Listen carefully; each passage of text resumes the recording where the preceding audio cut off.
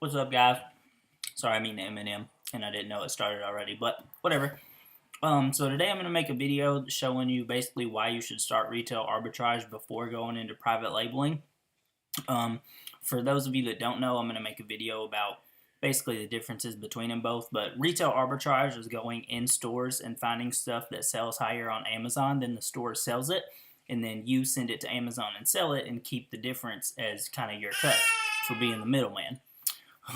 Private labeling is basically starting your own company per se, kind of like your own product. Basically, usually sourcing it from China and then putting it on Amazon and then doing some marketing and stuff and getting it to sell. Basically, having like your own little mini company, kind of. So yeah, basically, this is why I personally think you should start retail arbitrage before going into a private label product. First of all, it's a really good way to get familiar with Amazon's platform without having all the risk and investment that you need for a private label. It's really hard to start a private label with less than like $1,000. You can, but it's going to be hard to find a product and source it from China and ship it and all that, and everything you need to do for less than $1,000. And that's a pretty big chunk of money that if it doesn't sell or if your account gets suspended or anything happens, you're out $1,000. The thing with retail arbitrage is you can start it. I actually have a video showing that you could start it with literally $3.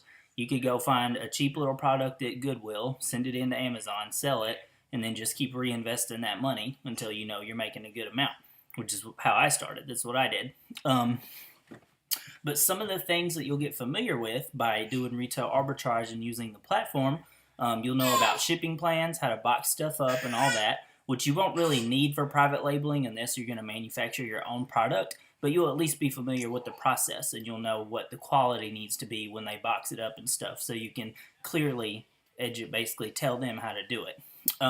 You'll find out how to see quality listings. So with retail arbitrage, the whole goal is to buy stuff that sells fast so you don't get storage fees. So you'll see you'll learn to find out what quality listings look like and what good sales ranks are.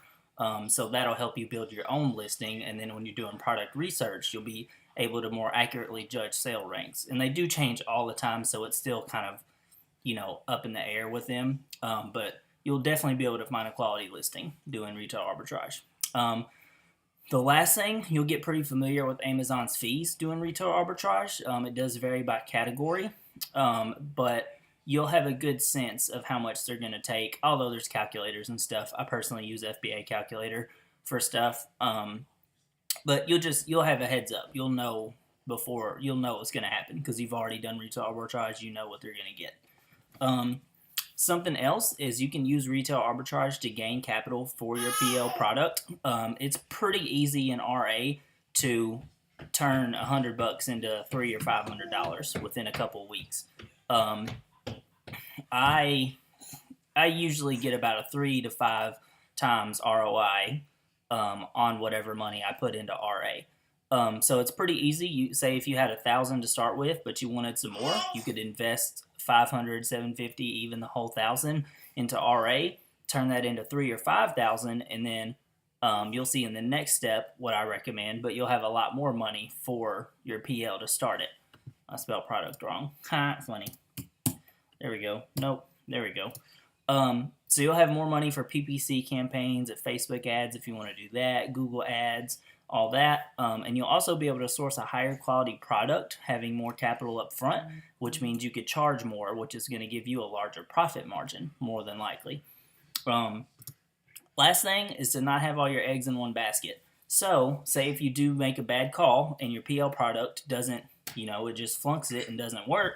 Say if you do get $3,000 saved up to launch your PL, set aside $500 of that to reinvest into RA, and then turn that into $1,500, and just kind of keep reinvesting your RA money, but then take out your PL money to do that. That way, you have two different things going. You got your RA and your PL. So if your PL doesn't jump up immediately, you got your RA to fall back on, which I wouldn't recommend quitting your job anyway, doing either of these until you're very self-sufficient in them.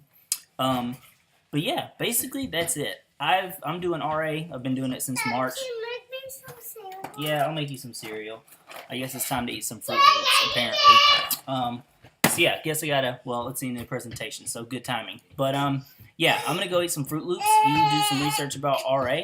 I got a video on my channel that tells you what it is. But yeah, I would recommend doing it before you do a PL, just because you get familiar. You know, less risk, all that good stuff. But yeah, like, subscribe, share, comment, whatever, all that. See you later.